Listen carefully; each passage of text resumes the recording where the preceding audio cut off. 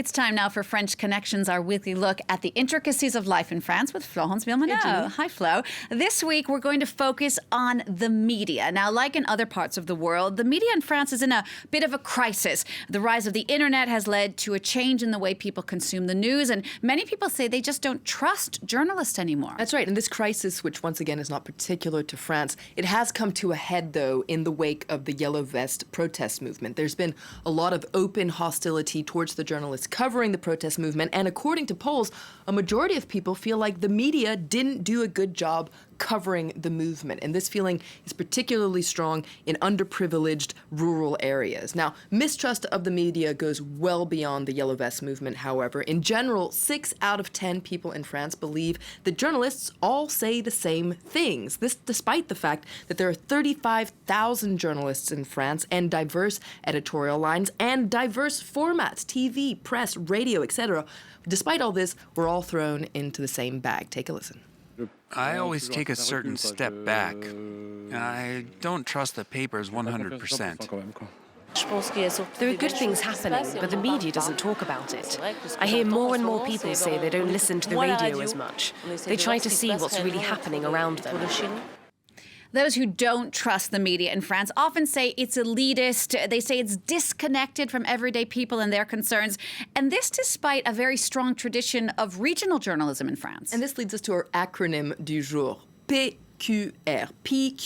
Now that stands for Presse Quotidienne Régionale, so daily regional press, which is still going very strong in France. In fact, one of the most distributed papers is a regional paper. It's Ouest de France, which is based in Rennes, so a city in Brittany. Now, despite this tradition, however, the capital is really where the media is concentrated. Over half of journalists work in Paris because, after all, Paris is where the power is. And they do say information is power. And in fact, in France, people often refer to the media as the fourth power, if you like, after the executive, legislative, and judicial powers. But who actually owns the fourth power? Well, whether it's TV, radio, or print newspaper, the media is often accused of being in the hands of a few powerful businessmen. So who owns what? Well, it's a bit of a spider web, and if you're interested, Le Monde Diplomatique did this really good graphic that kind of breaks things down and explains everything. For instance, here is France 24, right up here, and you'll see if you look at this graphic that we're paid for 100% by taxpayer money. But it's true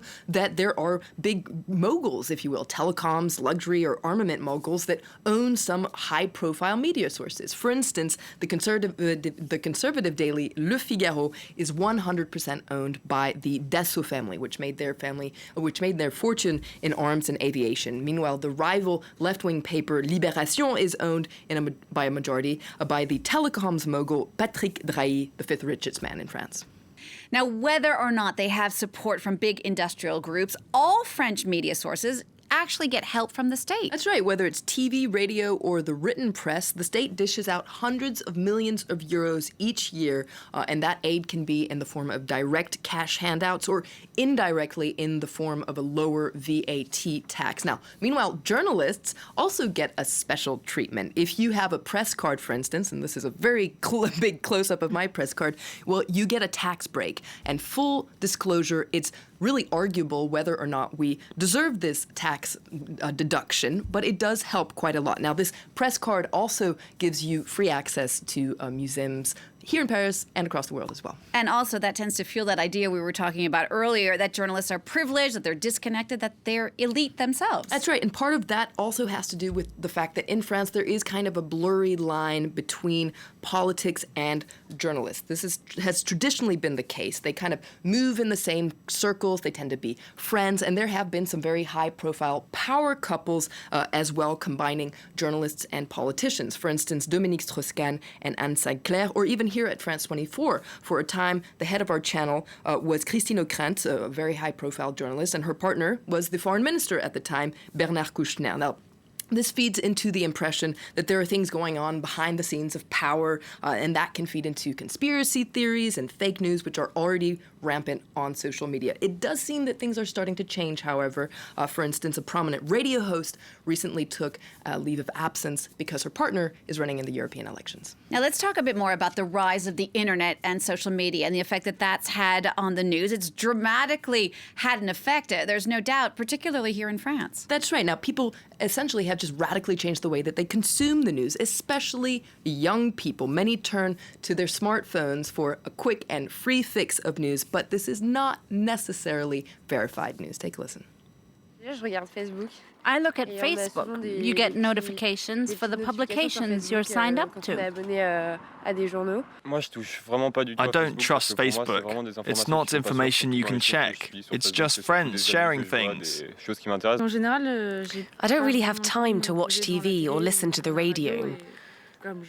I have too much studying to do. It's hard to stay informed. Now, there is a little bit of a silver lining to all this doom and gloom. Though they read fewer and fewer newspapers, French people are still avid news readers. In fact, 97% of adults say that they read the press every month. So people have been announcing the death of journalism for decades now, and it has survived up until now. It's just, I guess, up to the media to get creative, to transform itself and stay in the game. Flo, thank you so much for that look at the media here in France. Don't forget, if you have any other questions about France or the French, you can always tweet Flo at Flo Villeneuve.